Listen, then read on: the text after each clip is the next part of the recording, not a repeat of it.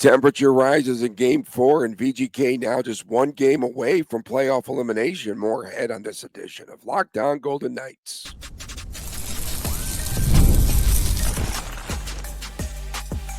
You're Locked On Golden Knights, your daily podcast on the Vegas Golden Knights, part of the Locked On Podcast Network, your team every day. Well, hi again, everyone. Tony Cardasco and Chris Golick from Las Vegas. I am a longtime sportscaster, marketing, and event consultant, and the host of the new Believe in Vegas podcast. He is Chris Golick, the owner of Silver State Cards and Sports and Collectibles editor for the Hockey News. Thanks for making us your first listen every day. And make sure that you check us out on YouTube and subscribe there. Locked On Golden Knights. We are the only daily VGK podcast. Coming up ahead today, why wasn't VGK prepared for game number 4? And can VGK overcome these injuries? 3-0 VGK shut out, Chris, by a sharp Stuart Skinner last night in Edmonton. Now the Golden Knights are headed home, and it'll be game number 5 on Wednesday, and they could be eliminated in the second round of the playoffs. The VGK were behind the 8 ball from the start last night. From the opening faceoff, the Oilers had all the juice, and just 1:27 into the game, it was Adin Hill. Remember, I liked Henrique, and I wanted VGK to go after him once upon a time when he was a free agent. Adin Hill scoring again off the forecheck last night. Zach Whitecloud turns over the puck, and then Adin Hill puts it home, and then that was the game-winning goal, right? Just 1:27 into the game. Henrique again, he scores twice there. The second one was between the legs, and he beats Hill. Vander Kane pushing into the crease, barrels over Aiden Hill. A lot of contact. All hell breaks loose last night. Trent Frederick tangles with Nick Hague earlier in the period. Matthias Janmark got a roughing penalty as Hill more or less puts out his right leg there, and they called a penalty on Janmark. So much contact, so much physicality, and Vander Kane with the final goal last night, scoring off the rush in the second, and that was the play in which Shea Theodore pinches, and the puck just is taken away and off to the races. Kane goes 5-hole on Aiden Hill. How many times have we seen that? 3-0 the final. Edmonton didn't have to do much more. They just backed off on the physicality. VGK was just beaten to a pulp, to be honest with you. Very tired, very fatigued. And Edmonton sets the tone early in game number 4. And that pace was just too fast for VGK, I felt early on. And this is a team, I think, and I said it before, is much too fast for VGK. What are your thoughts? Good morning to the Edmonton Oilers fans. I'm assuming not long after this episode is uploaded, the comments are going to be absolutely very polite, and yeah. No, listen, we appreciate the Oilers fans, and I know there's going to be a lot of chirping right now, and the Oilers have deserved that. They've earned that moment, and it's a 3-1 deficit for the Vegas Golden Knights right now, and the pace is the first thing I'll push back on. I don't like the track meets. It's tough to go blow for blow, punch for punch with the Edmonton Oilers. Great team, great skaters. I don't need to go too deep into that. But the Golden Knights did okay at that as far as game 2 and game 3 went. So the Golden Knights showed that they have that ability. Now, did going punch for punch with the Oilers in games 2 and 3 wear them down for game number 4? Yes, okay, cumulative effect, no doubt. That's another conversation that is very warranted. I, for one, have been very hopeful to see a slower pace where the Golden Knights are slowing down the neutral zone. Talked about that probably as one of my important keys to the game every game this series right now. You got to start with Knobloch here. I have been very critical of Knobloch, and not necessarily critical, but wondering what is his go-to besides triple shifting McDavid and Draisaitl. So before game 4 starts, it comes out that McDavid and Draisaitl are separated from the line. You have new faces out there. And as a result, the physicality They just swarmed the Golden Knights early. In segment 2, why wasn't VGK ready for this? We'll talk about that. I don't know the answer necessarily, but I think Knobloch is your winner here. Of course, the Oilers played a great game, and the Golden Knights necessarily didn't. But Knobloch, give him his credit right now. Give him his flowers. Put some respect on his name. There you go. Yeah, for sure. And how does Skinner, who comes into that game, He's not a bad goalie, giving up over 5 goals per game in the playoffs, how does he keep VGK in check, stopping just 24 shots? That's another story because the Golden Knights won't shoot the stinking puck. And again, those streaks. Skinner now 5-0 in game 4s, and the Oilers overall are 8-0 in game 4s since 2023. And it was 17 days, I think they said, between starts for Skinner. So maybe in game number 3, he was just a little bit off. Needed When he starts. comes back, he needs starts. Okay. Well, You got blinkers. You got blinkers, Tony. He has his blinkers on. He did have blinkers on. Aiden Hill needed blinkers because there was so much contact in the crease for VGK. And you'd have to say that Edmonton was in the head of Aiden Hill for sure. Yeah, listen, Aiden Hill's never shied away from physicality, and it was good. I liked watching him put Zach Hyman on his behind early on. He just stood there, and unfortunately, Hill had to do his own dirty work. A defenseman should have done that before Hill did, but Hill took care of it. Hill definitely stuck out his leg as Janmark went by. Yeah. He got away with one right there. And Yeah. as a result, Nick Hague, God, this win today. Nick Hague has to drop the gloves and gets cut open. And Nick Hague won that fight, but he took a couple that probably his visor that cut him open there. But yeah, Aiden Hill, he was his own worst enemy in that game. And it's just, this loss is not Aiden Hill. The Golden Knights didn't get a goal, so that's where it kind of starts and ends. But definitely Evander Kane and company were inside Aiden Hill's head. He's out there skating around trying to start fights, hitting people with his blocker and everything. And Stuart Skinner just sitting back there, eating some popcorn, watching the show. But listen, Skinner's not that bad of a goalie. And I put it out there a couple days ago before game 3 started. I said, Golden Knight fans, Skinner coming in is not this woohoo, Golden Knights are going to win the series. They got the worst goalie. No, it's not the case. I mean, listen, Stuart Skinner is who he is, but who he is a goalie who's put up a lot of a 913 save percentage and a 914 save percentage and a 905 save percentage. He was an 896 in the last regular season.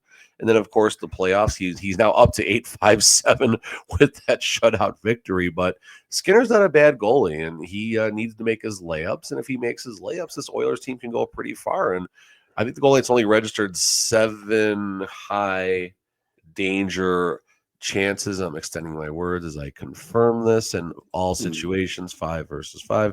Golden Knights had 8 high danger chances to the Oilers 11. So it's not like the Golden Knights didn't put any pressure on him.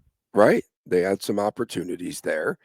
And I've talked about it so much here coming into the playoffs, the VGK droughts. And you disagreed with me that they don't experience all these droughts in the playoffs, and you did. And I've talked about I was trying to remember the conversation. And they're still afraid to shoot the stinking puck, for crying out loud. Someone stopped me the other day and they said, you know what the problem is with VGK on the power play? They try to be too perfect. They try to make the perfect play, the perfect pass. And I've got to agree with that. And VGK only 5 shots on 3 power plays. And Dorofeev, I don't care, hasn't played a ton. Shoot the stinking puck. That's his range right there on the right side, setting up. As soon as you receive the puck, just shoot it. Just shoot the puck right there. They try to be too pretty. No? I'll give you 2 things. Number one, Coach Cassidy did allude to the power play being too stubborn in this game. I'll certainly give it that. But as far as the too cute and the passing and everything, that's what got the Vegas Golden Knights to the second best power play in the National Hockey League. Those tic-tac-toe plays, whether it's something from the bumper, something below the goal line, Mark Stone rushing the net front presence, etc. The Golden Knights had many different ways that were successful on the power play. Now, I'll definitely give you it's you're down 2-0, you're down 3-0, you're down 2-1 in the series. Shoot a little more, shoot a little more, shoot a little more. I thought there was a couple times on the power play there was some traffic, and that shot could have come from deep. You shoot low, you shoot for sticks, and hope to catch a rebound or a tip on the way in or something like that. And some of those chances were definitely passed up. You want to see a little more.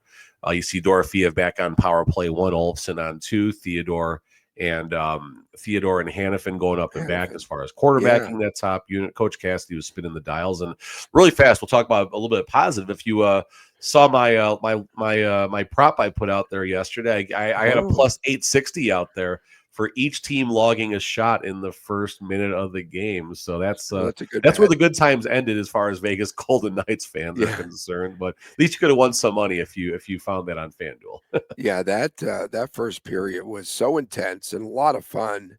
It just up and back. It was fun hockey. Yeah, it was really entertaining. And again, you can credit Chris Knobloch scratching Victor Arvidsson in favor of Kasperi Kapanen, who was a terror on the ice last night. Absolutely unreal. So great move by him. Again, out coaching Cassidy. And Troy Stetcher, the reverse hit on Brett Howden. That had a sting. And again, he comes in. After Howden sliced him with his elbow or glove. I know. And Ty Emberson was scratched last night. So 2 really good moves. Again, guys that are energy guys. And they were just sitting on the pine there for the first 3 games, and they come back in. They enter the series in game 4, and so much energy there, really. Depth scoring. I'm sorry, man. I'm trying to rub it in. Depth scoring. No, go ahead. I got some numbers here. So you agree that Edmonton has the best of VGK? Edmonton's got the best of VGK in nearly every category, but depth scoring is certainly going to matter here. And talking really quickly, McDavid, 1 goal, 5 assists. You talk about someone with 6 points like they're not having a big impact on this series. Well, 6 points in 4 games, yeah, that's good. But, McDavid hasn't been that explosive. He hasn't been explosive. The Golden Knights have done a good job managing McDavid to a degree. Draisaitl, 2 goals, 3 assists. Yeah. So basically, McDavid and Draisaitl have counted for 3 of, is it the Edmonton Oilers' 11 goals of the playoffs, I believe. I think it's 11 goals, if my math was right. I'll verify that here in a second. I had a screen open. I don't see it anymore. So, yeah, the focus is on slowing down McDavid and Draisaitl. Good. But there's more players on the depth side, which I thought the Golden Knights could win that battle, because you did see, someone like a Brett Howden and Nicholas Waugh. You haven't seen Nicholas Waugh had a good game, but Brett Howden hasn't done much this series. Riley Smith, of course, had a nice game in Carlson, but you're not seeing that sustained. There's the buzzword. You're not seeing that sustained depth by the Vegas Golden Knights throughout the series. Now, glass maybe half full. That overtime game in game number 2, that game could have gone either way. Golden Knights are simply 1 shot away from this being possibly a 2-2 series. So no doubt. That's a little bit of positivity coming into, of course, not just 1, but the first of 3 possible straight do or die games. It's an uphill battle, no doubt, but 3-game winning streaks have happened before. So let's see if it can start with 1 on Wednesday. The Oilers, I thought, had more active sticks last night. Now, I was yesterday. Yesterday going into the game, I was just saying that they weren't in the right position. And last night, all the passing lanes were clogged again through the neutral zone. Difficult entries for the Vegas Golden Knights. Evander Kane comes to life. 6 hits, a goal and assist, plus 3, 4 shots in the game. And he was a difference maker last night, let's face it. And I think he also caused the turnover there by McLeod, by White Cloud, there early on. I mean, that just sets the game in such a rough spot, losing a board battle. Coach Cassidy talked about the races in the battle. The battles. Both of us sound great today from this. Yeah, we sound terrific. Oh, it's allergy season in Vegas, folks. Yeah, no. Coach Cassidy talked about the races and the battles. It's squealy level, fundamentals we're talking about here. White Cloud gets bodied off a puck, and boom, it's 1-0. Not insurmountable. Even the 2-0 lead. It's not, it's a hill that can be overcome. The Golden Knights have done it before, but just nothing seemed to work. Barbashev has a breakaway early on, or somewhere mid first period. You thought maybe if that goes in, there are some chances there. Something I believe it was Riley Smith or Jack Eichel, one of those two in the post game, talked about the forecheck not being a complete 5-man forecheck, just a couple of players out there. And it was too easy on the Oilers last night. It wasn't just about the Oilers winning a 3-0 hockey game, but they punched the Golden Knights in their mouth last night, and they punched them over and over and over. And I think you said they beat them to a pulp, and I'll agree with that. So Yeah. what's the response? They're I'm worn sure that's down. probably tomorrow's episode. Yeah, they're absolutely worn down. And again, a telltale sign of VGK not being able to generate offense.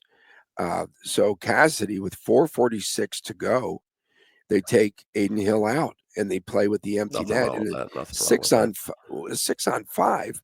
No, the timing I'm saying was Yeah. good. You have to try and gamble, but they can't generate squat off of that. They're tired. And to me, They're it was tired. just so tired. And we're going to talk about, I think that's one of the reasons why VGK was not ready for last night's game. We'll get into that next right here on Locked On Golden Knights.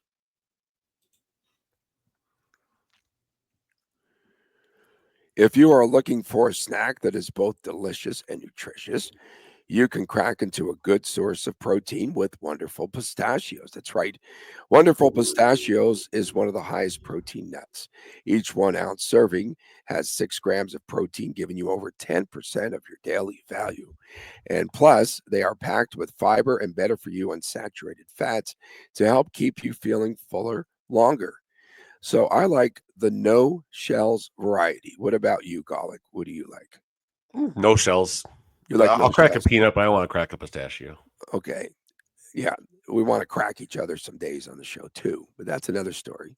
So whether you're snacking at your desk at work, right, or you need it for a road trip, or just that quick protein boost, they are always a go-to there. The no shells are good for me and for Golic too. Okay, we've got your endorsement today. And then Wonderful Pistachios, a complete protein, provides all 9 essential amino acids. And whether you're running between meetings or dropping off the kids, again, Wonderful Pistachios are the snack that works as hard as you do. Get snacking and get cracking with a snack that packs a protein punch. Visit wonderfulpistachios.com to learn more. Get cracking, Vegas. Visit wonderfulpistachios.com. Back on this gravelly edition of Locked On Golden Knights. Tony Cardasco, Chris Golick reporting from Las Vegas. Thanks for making us your first listen every day. And of course, don't forget Fridays, WTF Days, Saturdays. It is the Chris times Chris Jr. show. And I put up there on my slate today, that's playoff hockey. So now Bruce Cassidy updated his terms there. And he said, that's playoff hockey instead of that's just hockey. So suddenly, VGK doesn't want to shoot the puck. Edmonton gets the jump on VGK, and Cassidy outcoached. We both agree in game number 4. And the Oilers were mad about that fluke goal by Riley Smith. You could see that. They Fair. came out with a purpose and intent, and they had a lot of intention in that game. And attrition setting in for VGK physically and now perhaps mentally just beaten down. So Mark Stone, not 100%. Brayden McNabb, not 100%. And after the game, I thought that Cassidy, his comments are kind of interesting because he said that he takes some of the responsibility, but he also said that the veterans need to know to step up in that situation. Is he relying too much on his team to just have its own control of the situation? I was kind of confounded there by what he said because he said, yeah, I'll take some of the responsibility, but the veterans ought to know. I don't know how many of these coaches are out there giving what the Al Pacino, what's the football movie, Any Given Sunday Any given speech, Sunday, yeah. when Jamie Foxx is in there crying before he goes out there and all that. Like, I don't think it's definitely not Coach Cassidy. It's definitely not who Coach Cassidy is. He's not going to, and this isn't a knock on Cassidy either. He's just not that motivational, rah, rah, rah, cheerleader type of coach. And he's going to rely on the veteran group. He's going to rely on Mark Stone to stand up and, explain to the team what's not going well, and probably going to do it with some colorful language too. as is an Alex Pietrangelo and Aiden Hill. I wouldn't be surprised if he didn't put it out there, and Jack Eichel. Jonathan Marchessault, of course, for the last 7 years before the offseason. So I don't know if that's the right way to address it, because at the end of the day, it's on Coach Cassidy. He did say that, but like you said, he also was quick to maybe not take all of the blame. But why wasn't the team ready? And that's the thing. Like, why?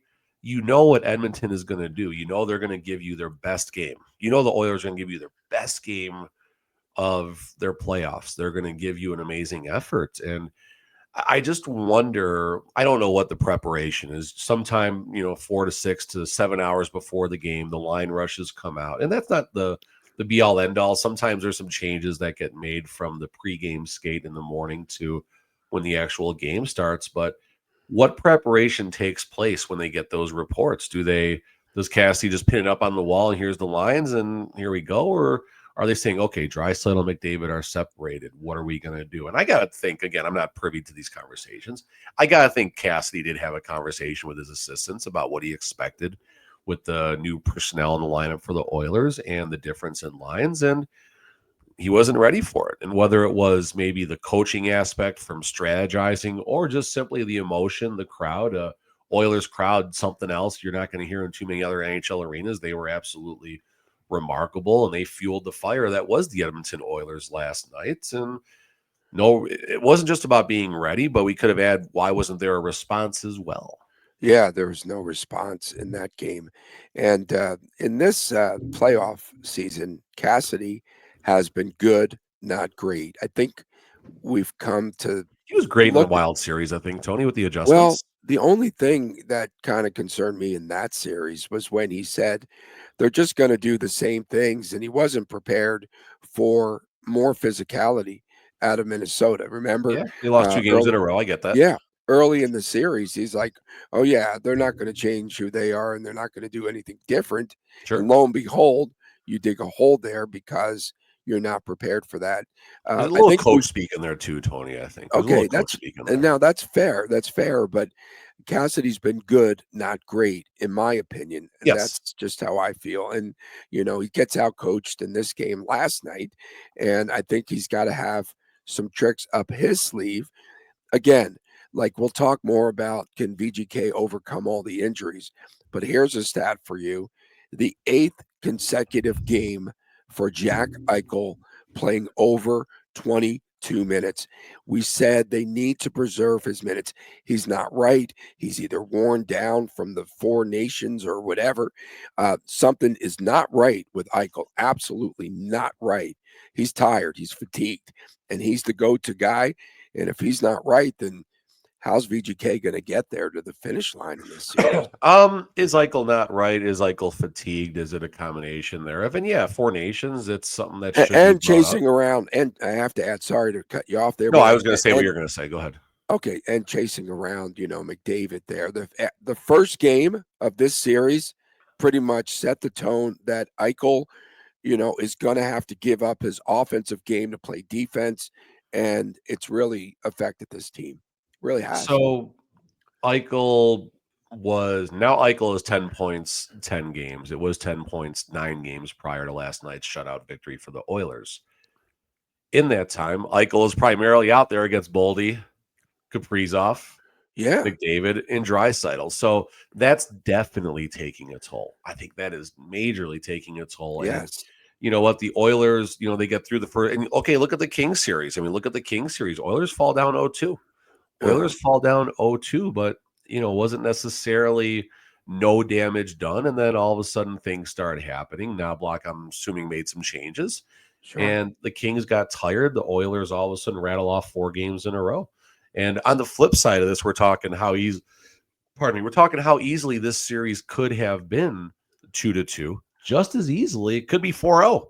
And we could be talking about if we're going to see the Golden Knights on Bears Best or Rio Seco or Cascada this morning, just as easily. That's, again, the margins between winning and losing right now. And this all ties back into when it mattered the most. Why was this Golden Knights team not ready? We heard during the regular season how many times and throughout Cassidy's tenure with the Golden Knights, They weren't ready, and that's on me. They weren't ready, and that's on me. They weren't ready, and that's on me. And that's also Cassidy being a good coach and deflecting the blame and putting the spotlight on him instead of his players. Don't kid yourself. There's other conversations that happen when Cassidy makes a statement like that. But at the end of the day, when it mattered the most, I'm not putting the loss on Cassidy, but I am saying Cassidy definitely did not have his team ready to go. And he got outcoached by someone who has limited experience in the National Hockey League in Knobloch. And maybe Knobloch's going to have a wonderful career. And if so, full credit to him. But for now, Knobloch is not a Stanley Cup winning coach. He's a Stanley Cup losing coach.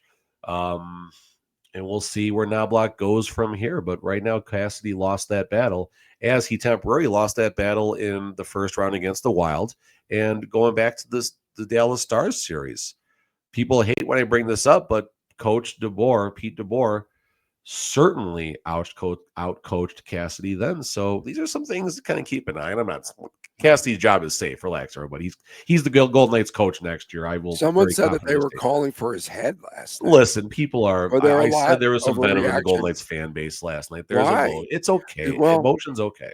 emotion is okay, but I think a lot of VGK fans, after that Riley Smith goal there that sends the city into a frenzy, felt okay. They're just going to win Game 4, like it was Yeah. okay. We have everything momentum going our Mhm. way.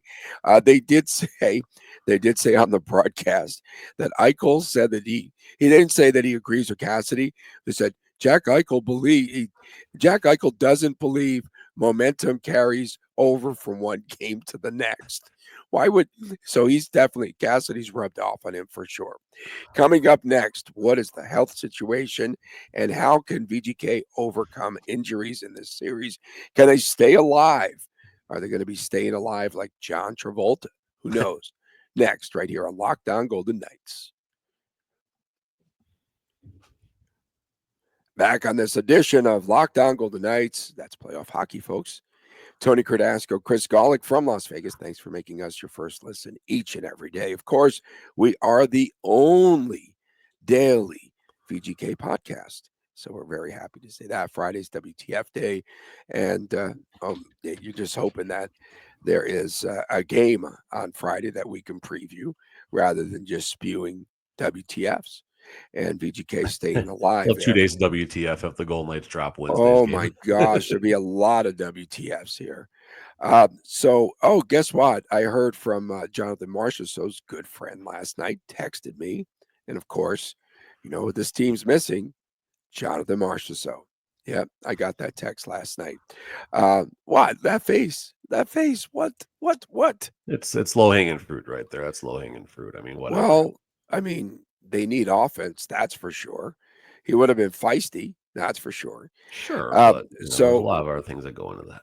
So VGK is banged up. Mark Stone surprised that he played personally last night, and then Brayden McNabb, that shoulder injury, still playing, but not 100%. No Brendan Saad in the lineup. Alex Pietrangelo, my goodness, he got rocked a few times in the game, and he got stung by a shot on the right foot by Nugent Hopkins, and a few hits there. The Hyman hit on him, the Kapanen hit on him. Then he had a pretty big hit too, but that's going to take its toll on a player like Petro for sure. But the injury situation not helping the Golden Knights. Yeah, I mean, like you said, Pietrangelo, Stone, Dorofeev, McNabb, Brandon Saad, and those are just what we see at face value. There's more, and to be fair, there's injuries on the Edmonton side too. No one is 100% when you're playing, on May 13th, and when you're into, around the 92, 93, 94 game mark of the campaign. So injuries are there. Okay, not an excuse. I'll find whatever. But Pietrangelo will definitely start there. He's just going to the bench. He's laboring. You can see he's been a shadow of himself for a while, and maybe it got a little better for a couple games here and there, but I don't know. What's he? Somewhere between 55 and 65%. Maybe that's even being a bit, a bit generous. Mark Stone, I think he was okay. He wasn't good. It wasn't bad. I think he was okay, but he's definitely in a fast series, this is where Stone has to definitely find other ways to make up for. He's not fast. He's not as fast. No, he's not as fast. And Dorofeev, I mean, he had some shots last night, but he What? does not look well in this series. The Why? pace, the forecheck, the board battles. This is not Dorofeev's specialty at all, and he's hurt on top of it. Why isn't Olofsson on PP1? Why'd they replace him with Dorofeev? I think they gave Olofsson his game last time, and then they went back to Dorofeev. I mean, Nah. I'm with you. We can shake our head now and agree with it, but I'm not going to argue Dorofeev going back because he was part of that top power play units. Okay, Brayden McNabb, warrior. I mean, there's not enough adjectives to explain no what's doubt. going on, and maybe the what's the word? Adrenaline got him through game number 3, and that adrenaline kind of went away, I think, in game number 4. And then, like you said, Brandon Saad, I mean, having that veteran out there, that veteran presence, he's built for the playoffs, and he's not there too. So a lot to be concerned about right now, and these players aren't going to magically heal overnight. So Yeah. between the VGK not being ready in game 4, between the injuries, between just, I mean, that gut punch the Golden Knights took, it's going to be tough. It's going to be really, really tough. Can they get there in game 5? I think so. Can they rattle off 3 in a row? It's unlikely. It's highly unlikely, but we're going to hope. We're going to hope. Well, I said going into this set there in Edmonton that I felt at the very least you win one game, you come back home, you settle matters, and they've already won in Edmonton. So there is a little bit, a glimmer of hope for VGK to get this to the game 6 and potentially a game Get 7. in their head. If the Golden Knights win game 5, it's in the Oilers' head game 6. That if they don't do this, they're coming back to Vegas for a game 7. This is why a 7-game playoff series is just so much fun, because even when it's a 3-1 deficit, the Golden Knights are 1 win away from possibly forcing a game 7. Obviously, they got to win 2 for that, but Yeah, you're never out of it. I know there's going to be a one million game at a stats, time. and I get Yeah. all that, but it's fun. It's fun. You and can't get ahead of enjoy it. yourself. I got ripped last night again by saying that VGK fans will probably be selling their tickets. A lot of fans gave Me and up on Chris are this going to be there. game. I can't wait to go. And if there's I was you see handshakes, surprised. so be it. I was surprised that the fans were bailing out. It's not typical. I mean, Of, it did happen when the Caps won the Stanley Cup. oh in the my first gosh, year. did it ever? And the lights are dying on the Golden Knights season and on your screen right now. On my backdrop there. We're losing Yeah. everything. We're losing everything. I wanted to ask you a question too. Someone asked me this as well. Is something wrong with Barbashev? We're talking about injuries, but he's not playing his game either. What's going on? I mean, so Barbashev physical presence, you think back to him, basically eliminating Radko Gudas from the 2023 Stanley Cup final with a legal hit, like a clean legal hit, like he's not a dirty For player sure. or anything like that. But you really haven't seen his influence on the game like you have historically, and maybe he's just trying to focus on the scoring aspect. Again, the hope is on Friday, there's no, it's not the locker clean out day and the exit interviews, and you're wondering what these injuries were. But the reality is, they didn't have any last year. They didn't have any. no, that was kind of weird. That's fair.